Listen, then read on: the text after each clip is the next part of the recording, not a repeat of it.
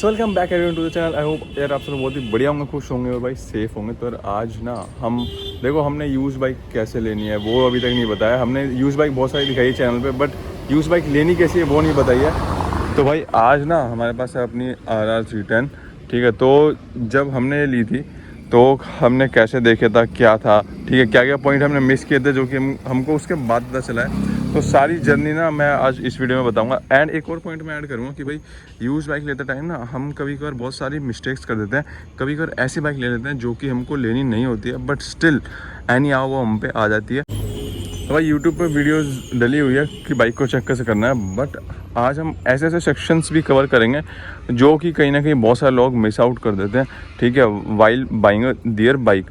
तो भाई सबसे पहली बात मैं बता दूं, तो जो अगर आप सबसे फर्स्ट टाइम बायर हो ना, तो मैं आपको रिकमेंड करूंगा कि आप एक नई बाइक ही लो, ठीक है। आप यूज़ ले सकते हो but depends on your priority and आपका यूज़ क्या है उस बाइक के साथ। लाइक अगर आपको भाई एक बेसिक कम्यूट के लिए चाहिए तो मैं आपको एकदम बिगिनर सेक्शन की सीसी मतलब बिगिनर सीसी आपको रिकमेंड करूंगा जो कि 150 होती है। अगर आपको थोड़ा सा स्पोर्ट्स पे भी जाना है तो भी आप 150 ले, मोर देन इनफ है। उसके ऊपर आपको जाना है तो मैं आपको बोलूँगा या तो आप 200 सीसी पे चल जाओ, बट उससे ज़्यादा मैं नहीं बोलूँगा। लाइक अगर मैं आपको ऐसी बाइक्स तो बिल्कुल रिकमेंड नहीं करूँगा, ठीक है। एंड इसके साथ साथ आपका बजट भी बहुत ज़्यादा डिपेंड करता है कि आपका बजट कितना है, आप कितना अफोर्ड कर सकते हो चीज़ों को, क्या आप मेंटेनेंस और जो सर्विसिंग है उसको अच्छे से अफोर्ड कर पाओगे नहीं कर पाओगे, उसके ऊपर भी बहुत सारी चीज़ डिपेंड कर दिया। जैसे भाई अगर मेरा बजट तो मान लो मेरा तो बजट 4-5 लाख का है, बट मैं एक ऐसी बाइक ले लूँ जो 10-15 लाख की है फाइनेंस पे या किसी भी चीज़ पे, ठीक है, एंड बाद में मैं उसको मेंटेन ना कर पाऊँ तो फ़ायदा नहीं, क्योंकि मेरा एक्चुअल बजट ही 5 लाख का था। तो भाई सेम केस जाता है अपना बाइक के साथ भी। तो भाई बाइक के अंदर क्या क्या देखना होता है उसको कवर करने से पहले मैं ये बताता हूँ कि भाई आपको कौन सी बाइक लेनी चाहिए होगी। क्योंकि कभी कभार क्या होता है ना कि हम ना हीट ऑफ द मोमेंट में, ठीक है, दोस्तों के पास वैसी है तो मैं भी, हालांकि मेरे को कोई और पसंद है, बट कभी कभार क्या होता है कि भाई हीट ऑफ मोमेंट है, थोड़ा सा उस बाइक का ट्रेंड आ रहा है तो हम उसकी तरफ थोड़ा और ब्यास हो जाते हैं, जबकि हमारी वो नीड में भी नहीं होती। फॉर एग्जाम्पल देता हूँ, ठीक है। तो बेसिकली भाई मेरे को ना थोड़ा सा काइंड ऑफ स्पोर्टी बाइक चाहिए थी, सो दैट ना मैं जो भी कॉर्नरिंग है, ठीक है, मतलब अपनी राइडिंग का प्लेजर ले पाऊँ। बट ठीक है, मान लो मेरे पास एक और ऑप्शन आ गया है सामने, GT, क्योंकि GT थोड़ी ट्रेंड में थी, राइट, ठीक है। उसके साथ साथ उसका थोड़ा एक 600 सीसी भी मिल जाता मेरे को, तो अलग अलग मैं पॉइंट देखने लग गया। हालांकि मेरा यूज़ केस यही फुलफिल करती है, वो फुलफिल नहीं करती, ना ही कभी कर सकती, ठीक है, ये इतनी हैवी भी नहीं है एंड सो ऑन। तो मेरा सबसे पहला पॉइंट ये है कि भाई कभी भी ना हीट ऑफ द मोमेंट में ना जाए, ठीक है। अगर मैं आपको इसका पीछे से भी दिखा दूँ तो ये ऑल अराउंड पैकेज है, हर एक जगह से बढ़िया लगती है। डिपेंड कि भाई हाँ आप कौन सी, अगर आपको भाई नेकेड पसंद होती है तो आप ये बोलोगे कि नहीं बढ़िया नहीं लग रही, बट हाँ जिसको फेयरिंग वाली बाइक पसंद आती है तो उसको लिए मैं बोलूँगा वो कभी भी इस बाइक को मना नहीं करेगा कि हाँ भाई यार ये बाइक मेरे को पसंद नहीं आ रही है। तो इस हिसाब से बाइक को आप लें, कभी भी हीट ऑफ द मोमेंट पे ना जाए, सो दैट भाई आपके साथ कभी भी ना आपका जो मनी है, हार्ड एंड मनी, वो वेस्ट ना हो। आप अपना बाइक ना यूज़ देख के लो कि भाई क्या मेरी यूज़ है, क्या मेरी प्रायोरिटीज़ है, एंड क्या वो बाइक उसको फुलफ़िल कर पाई है नहीं कर पाई है, तो सबसे पहले वो देख के लो। तो उसी से हम आए थे इस पे, ठीक है, क्योंकि मैंने आपको बताया मेरे को ऐसी बाइक चाहिए थी जो कि फेयरिंग वाली हो, ठीक है, हाई स्पीड पे क्रूज़ कर पाए, और उसका जो अर्गोनॉमिक्स है ना, मतलब अगर मैं ये वाली बाइक चला रहा हूँ, इसको मैं मैन्यूवर कर रहा हूँ ना, तो कहीं ना कहीं अब मैं हायर सीसी पे जंप करूँगा तो मेरे को उसको अडेप्ट करने की, मतलब उसको इतना ज़्यादा अडेप्ट नहीं करना पड़ेगा, मैं काफ़ी हद तक अडेप्ट हो चुका हूँ। एंड सेम केस अगर मैं कोई दूसरी बाइक ले लेता, लाइक कोई भी मान लो G310 ले लेता जो कि नेकेड आती है, ठीक है, या कोई सी भी मैं दूसरी बाइक ले लेता, या GT ले लेता, इंटरसेप्टर ले लेता, तो उसका वेट अलग था, इसका वेट अलग है, उसकी मैन्यूवरेबिलिटी अलग है, इसकी अलग है, वो एजाइल नहीं है, ये एजाइल है, तो हर काफ़ी सारे पैरामीटर में उस मिस कर देता, तो जो कि मेरे को राइडिंग के लिए एक्चुअली चाहिए थे। तो भाई अब हमने बाइक तो सिलेक्ट कर ली है, ठीक है। अब हम आते हैं क्या क्या चीज़ चेक करनी चाहिए उसके अंदर। अगर आपको ये जानना है बाइक कैसे सिलेक्ट करें तो मैं कमेंट करना और डिटेल वीडियो बना दूंगा, बट हाँ अब हमने बाइक सिलेक्ट कर लिया। अब ये आपके ऊपर है, आपके बजट के हिसाब से आप अपनी बाइक को सिलेक्ट कर सकते हो, ठीक है। अगर आप यूज़ लेने जा रहे हो देन अब स्टार्ट करते हैं वीडियो को कि भाई सबसे पहला आपको तो एक्सटीरियर देखना है। नहीं भाई, सबसे पहला जो मेन काम होता है ना वो बाइक का इंजन होता है, which is the heart of the motorcycle. तो सबसे पहले आपको इंजन देखना है कि इंजन के अंदर कोई इशू तो नहीं है। तो पहले तो यार ओवरऑल इसके ऊपर मतलब बेसिक से आप लुकआउट चेक कर सकते हो कि हाँ भाई कहीं से सील वील खुली तो नहीं लग रही है। फॉर एग्जांपल जैसे यहाँ के जितने भी वो थे नट्स वो मतलब अनस्क्रूड लग रहे हैं, कभी खुले हुए नहीं है यहाँ के जितने भी नट्स है, ठीक है, वो चेक कर सकते हो। Same goes with parallel side, आप दूसरी साइड में जाके ना चेक कर सकते हो कि भाई यहाँ का कुछ वो तो नहीं लग रहा, ऑयल लीकेज तो नहीं लग रही, ऐसा तो नहीं लग रहा कि भाई इंजन में से अभी भी कुछ ऑयल टपक रहा है या कोई ऐसी चीज़ है जो कि खटक रही हो। तो सबसे पहले ये देखना है। उसके बाद बाइक को आइडल स्टार्ट कर सकते हो आप। बाइक कभी भी मिसिंग या फिर धुआं, ठीक है, मोटा मोटी तरह धुआं इतनी जल्दी नहीं आता है अगर आप एकदम से स्टार्ट करोगे। तो 5-10 मिनट के लिए स्टार्ट करके रखो, ठीक है। मैं अभी तो नहीं करूँगा, थोड़ा सा एरिया वैसा है। आपको 2-3 मिनट के लिए स्टार्ट करनी है। और रेस जो होती है हमारा या एक्सेलरेटर, उसको करीब करीब 3000 RPM तक ले जाए रखना है for around 1 to 2 minute. You will feel कि भाई आवाज़ चेंज हो रही है, ठीक है, एग्जॉस्ट नोट में से थोड़ा सा चेंज आ रहा है, तो वो बात ठीक है। बट हाँ, धुआं नहीं आना चाहिए, अदरवाइज उसके अंदर इंजन का प्रॉब्लम या इंजन में इशू हो सकता है। उसके बाद आ जाती है भाई, अपने को मैं बात बता दूं तो आप एक्सटीरियर देखो कि भाई बॉडी पे कहीं ज़्यादा स्क्रैचेस तो नहीं है एंड बॉडी ओरिजिनल है। पेंट का ना आप देख सकते हो कि पेंट यहाँ पे एंड साइड पैनल्स पे और फेयरिंग पे दोनों का सेम ही क्वालिटी होनी चाहिए, same he fit and finish आनी चाहिए पेंट की। ऐसा नहीं कि कहीं ज़्यादा डार्क है और कहीं थोड़ा सा पेल हो रहा है, ठीक है, ऐसा नहीं होता है, या तो फिर वो पैनल पेंटेड होगा। तो पहले तो मैं वही बोलूँगा कि भाई आपने इंजन चेक कर लिया, अब इंजन चेक कर लिया उसके बाद आप बॉडी पे आओ कि भाई कहीं एक्सीडेंटल बाइक या एक्सीडेंटल गाड़ी तो नहीं है। तो भाई बॉडी का आपको पता चलेगा पेंट वेंट से कि भाई अगर कहीं से पेंट वेंट हो रखा होगा तो में भी ये पॉसिबिलिटी हो सकती है। कभी कभार कोई शौकीन बंदा खुद के लिए भी करा लेता है, बट हाँ यूजुअली बंदे नहीं कराते हैं, ठीक है। एलॉय पेंट भी आपको वही देखना बॉडी के ऊपर कि भाई अगर एलॉय पेंट वेंट कराया तो मे भी क्या होता है कि जैसे इन गाड़ियों के अंदर ना क्या होता है कि भाई हाई स्पीड पे है तो बेंड आ जाता है एलॉय में।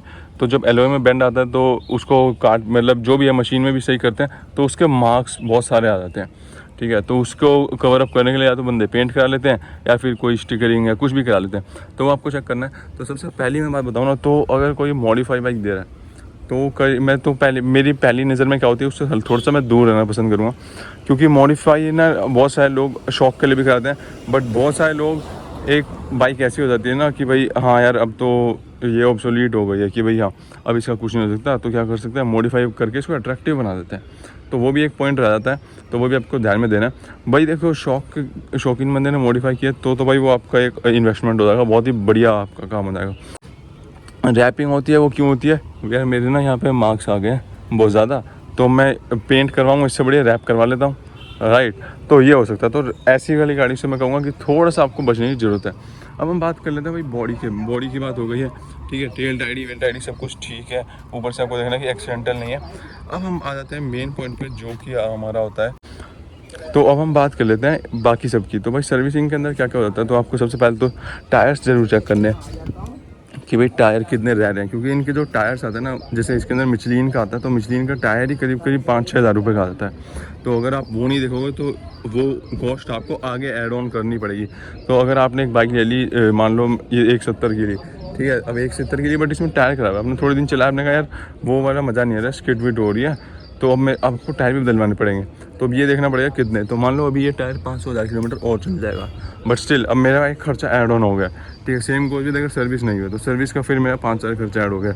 ब्रेक पैड नहीं है तो उसका और खर्चा ऐड होता रहता है। तो ये लेने के बाद कितना खर्चा करना पड़ेगा आपको, वो भी एक मॉनिटर करना पड़ेगा। तो सबसे पहले टायर होगा, टायर की कंडीशन देखना, यहाँ पे जो थ्रेडिंग होती है वो कितनी बच रही है, उससे आप कंडीशन का पता लगा सकते हो।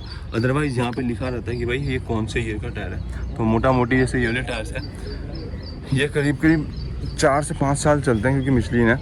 तो उसके बाद ये अगर सही थ्रेडिंग भी है, बाइक नहीं चलिए, तो भी रबर कंपाउंड है वो ख़राब हो जाता है। सेम गोज विद हमारा पीछे भी आपको यहाँ पे टायर का जो ईयर है वो देखने को मिल जाएगा, ठीक है। एंड कितनी थ्रेडिंग है, जैसे ये देखो इसके अंदर थ्रेडिंग काफ़ी मोटी है, आप चेक कर पा रहे होगे, मेरी उंगली पूरी घुस जा रही है। एंड आगे वाला ख़त्म है, पीछे वाला है अभी भी। तो आपको डिस्क कैसे चेक करनी है, पहले तो भाई ये देखो, ये मेरा यहाँ पे ये लाइन आपको देखने को मिल रही होगी। एंड आप डिस्क को छूओगे ना, तो यहाँ से छूते हुए लाओगे तो एकदम आपको पैरेलल आना चाहिए। अगर आपको लगे कि भाई दबर आया मतलब कि डिस्क घिसी हुई है, तो आपको डिस्क देखने की भाई डिस्क ज़्यादा घिसी हुई तो नहीं है, थोड़ी बहुत घिसी है तो कोई दिक्कत नहीं है, ठीक है। बट ज़्यादा घिसी है मतलब कि भाई या तो पैड ख़त्म हो गए थे फिर भी बंदे ने चलाई, या फिर बहुत पैनिक ब्रेकिंग करता था बंदा, तो इससे आप उसका अंदाज़ा ला सकते हो। एंड इसकी जो डिस्क है ना वही 12-15 हज़ार की आती है, ठीक है। कैलीपर आपको उस हिसाब से देखना चलाना है, ठीक है। आप थोड़ा सा तेज़ चलाओ और फुल ब्रेक प्रेस करो, मतलब एमरजेंसी ब्रेकिंग आप लगाओगे। अगर आपको लगता है कि वो बाइट नहीं मिल रहा तो मे भी कैलीपर का भी इशू हो सकता है। अब हम बात कर लेते हैं ABS। तो ABS की मैं थोड़ी देर बाद उसको डिस्कस करता हूँ, बट हाँ अब इसका पैड भी मैं बात कर लेता हूँ। तो आप यहाँ से चेक करोगे तो आपको पैड देखने को मिल जाएगा, ये देखो, ये जो पार्ट है ना, ये ला पोर्शन, ये इसके पैड्स हैं। तो ये अभी मैंने रिसेंटली सर्विस कराई थी तो डलवाएं, तब इसके अंदर इतने पैड हैं। अदरवाइज़ इसके पैड भी भाई आगे वाले के 3000, पीछे वाले के 1500-2000 रुपये के पैड आते हैं। तो वो भी आप देखना कि भाई आपका पैड का खर्चा है नहीं है। और इससे ये भी पता चलता है कि भाई बंदे ने बाइक मेंटेन करके रखी है या नहीं रखी। कई बार क्या होता है वो लोग खरीद लेते हैं बट चलाते नहीं है, तो मेंटेन भी नहीं करते, सर्विस भी नहीं कराते हैं, काम भी नहीं कराते कुछ, क्योंकि वो कहते हैं कि भाई मेरे को चलानी नहीं है and so on.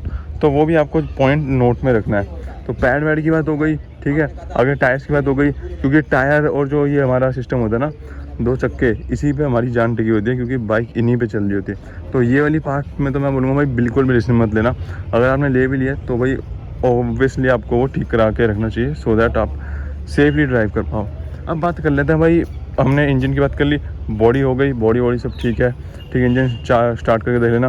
And engine की मैं बात कर लूँ तो भाई सबसे पहले ना सर्विस का रिकॉर्ड ले लेना कि भाई सर्विस हुई है, कब कब कैसे कैसे हुई है, एंड कितने टाइम इंटरवल पे हुई है, सही से सर्विस कराई है नहीं कराई, वो आपको ज़रूर चेक करना है। एंड उसके बाद हम बात करेंगे कि भाई अपने इलेक्ट्रॉनिक्स की, कि बाइक में इलेक्ट्रॉनिक्स है वो सही फंक्शनल है नहीं है। तो जैसे कि अभी इसके अंदर मैं दिखा दूँ, तो ये वाली लाइट्स अभी आ रही है क्योंकि अभी गाड़ी स्टार्ट नहीं है। जैसे मैं स्टार्ट करूँगा ये सारी लाइट्स चल जाएगी। तो आपको इलेक्ट्रॉनिक्स पे काफ़ी ध्यान देना पड़ेगा, क्योंकि कभी कभार क्या होता है ना कि मान लो इंडिकेटर्स है, ये है, इनकी वायरिंग शेड ना बहुत ज़्यादा हैसल और बहुत ही मतलब कि भाई परेशान वाला काम होता है। आपको देखना है इधर का इंडिकेटर इधर चल रहा है, उधर का इंडिकेटर उधर चल रहा है, ठीक है। लाइट चल रही है, फ्लैशर चल रहा है, इसका पास लाइट जल रही है, ये देखो पास लाइट भी जल रही है। तो A to Z चीज़ आपको इलेक्ट्रॉनिक्स के अंदर आपको चेक करने पड़ेंगे। ABS आपको देखना पड़ेगा कि भाई सही काम कर रहा है नहीं कर रहा, पीछे की लाइट चल रही है नहीं चल रही, अब लीवर दबा के देखो लाइट थोड़ी ब्राइटन हो रही है नहीं हो रही है, एंड ये सब पॉइंट्स। क्योंकि सर्विस में भी क्या होता है ना कि भाई अगर सर्विस में भी अगर वायरिंग छिड़ती है तो बढ़िया लेबर ले लेता है, वो पकड़ के ले लेता है एकदम ही। मतलब अगर इसकी वायरिंग में कहीं भी थोड़ा सा फॉल्ट आता है कि भाई इंडिकेटर इधर का उधर नहीं चल रहा, इंडिकेटर नहीं चल रहा या लाइट नहीं चल रही, कोई भी चीज़ नहीं चल रही है ना, तो वो तुरंत मतलब इसका खर्चा हज़ारों में ही पहुँचता है सीधा। कोई भी चेक करने तक का इसकी लेबर 800 रुपये लग जाती है। तो अगर आप देख लो वायरिंग में कुछ भी हुआ, तो मैंने बहुत बंदों को देखा कि वायरिंग और बहुत छोटे मोटे काम में ही उनका 5-7 हज़ार का बिल बन जाता है। तो वो आ गया। एंड अब हम बात करते हैं शॉकर्स की, क्योंकि भाई इसके अंदर USD आते हैं। तो यहाँ से आपको देखना है ये जो पट्टी लगी हुई है, दिस इंडिकेट कि भाई ये शॉकर सील्ड है, कभी खुला हुआ नहीं है। ये वाली जो सिल्वर कलर की है, अलग अलग बाइक के अंदर अलग अलग हो सकती है, ठीक है। आगे का आपने पैड देख लिया। अब हम बात करते हैं रेडिएटर ग्रिल की, क्योंकि रेडिएटर ग्रिल ही बाइक को कूल रखती है, मतलब ग्रिल नहीं, कूलेंट इसके अंदर से फ्लो होता है, तो ये चीज़ बाइक को ओवर हीट होने से बचाती है। एंड ये रेडिएटर ऑन हो जाता है जब भी बाइक गर्म होती है। तो अब आपको देखना है कि इसके अंदर ज़्यादा जो भी है, जैसे आप ये देख पा रहे हो कि भाई पूरी जो ग्रिल है ना, पूरी ग्रिल पे निशान पड़े हुए हैं पत्थर के। मतलब ये क्या होता है, पत्थर चलती है बाइक तो लग लग के ग्रिल इसकी ख़राब हो जाती है। एंड इसकी ग्रिल भी 8000 रुपये की आती है। तो ये तो मेरा मोटी ख़राब हो गया। अब आप चलाओगे ना तो बाइक बहुत जल्दी गर्म होने लगेगी, विच इंडिकेट कि भाई, तो भाई ये क्या करता है ना, अब मान लो अब बाइक चल रही है, ठीक है, रेडिएटर के अंदर हवा जाएगी, रेडिएटर कूल होगा और फिर इंजन कूल होगा, ठीक है। अब क्या है कि रेडिएटर के अंदर बहुत सारे मार्क्स आ गए हैं, ठीक है, वो जो उसकी फिन्स थी वो बेंड हो गई है। तो अब रेडिएटर इतनी जल्दी हवा को फ्री फ्लो पैसेज नहीं दे पाएगा, जिससे कि बाइक कम टेम्परेचर पे भी गर्म होना स्टार्ट कर देगी, ठीक है, और बार बार रेडिएटर ऑन होने लग जाएगा। तो ये होता है, आप चला के देखोगे कि भाई 50-60 किलोमीटर चलाई और बाइक गर्म होने लग गई है, रेडिएटर कंटिन्यूसली ऑन हो रहा है या फिर ऑफ हो रहा है। अभी तो मान लो मौसम ठीक है, सर्दियों में इतनी प्रॉब्लम नहीं आएगी, बट गर्मी में इसका जो है ना आपको असर दिखेगा, क्योंकि सारी हीट पता है कहाँ से निकलेगी, फिर यहाँ से, और फिर तब आपका देखोगे बेजा फ्राई कि यार ये क्या हो रहा है, ये क्या हो रहा है। तो आपको ये पॉइंट भी ध्यान में रखना है कि रेडिएटर ग्रिल भी देख ली, ये भी देख लिया, और भी छोटे मोटे हैं, जैसे कि भाई ये बाइक को चलाओ, चेक करो सस्पेंशन है सही लग रहे नहीं लग रहे, ब्रेक जो है वो अच्छा बाइट दे रहा नहीं दे रहा, ठीक है। एंड अब हम इसके कंक्लूजन पे आते हैं। तो भाई जैसे ये है हमारी स्टॉक बाइक, मतलब कि इसके अंदर टायर मिशलिन के आते हैं, हाँ मिशलिन के लगे हुए हैं, ठीक है।